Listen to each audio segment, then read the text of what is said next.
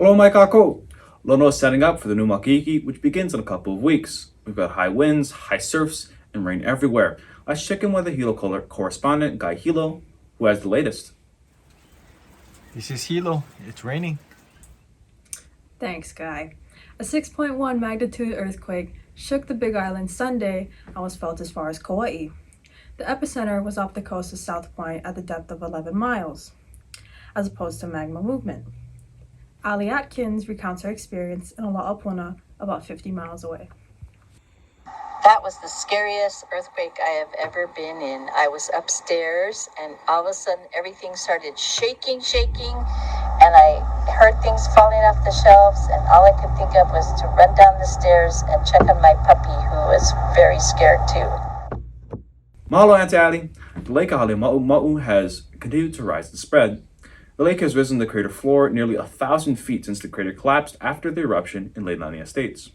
The UH released revisions to its master plan for Mauna Kea management, with a deadline for comments in 2 weeks.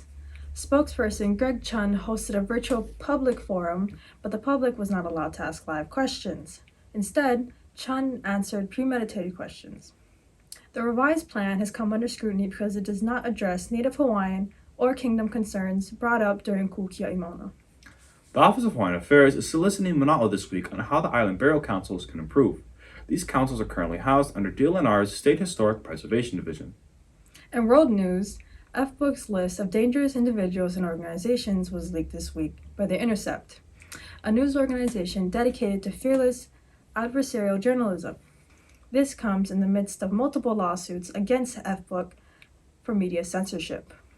That's one reason the indigenous revolution in Chile will not be televised, will not be televised, will not be televised. The Chilean government has deployed its military against the Mapuche people after a violent armed conflict in the capital city. The Mapuche are a nation of nearly 2 million native people in southern South America. It just so happens that Chile's prime minister was one of dozens of world leaders exposed for money laundering last week. The list included the King of Jordan, the Prime Minister of Czech Republic, the President of Kenya, and former British Prime Minister Tony Blair.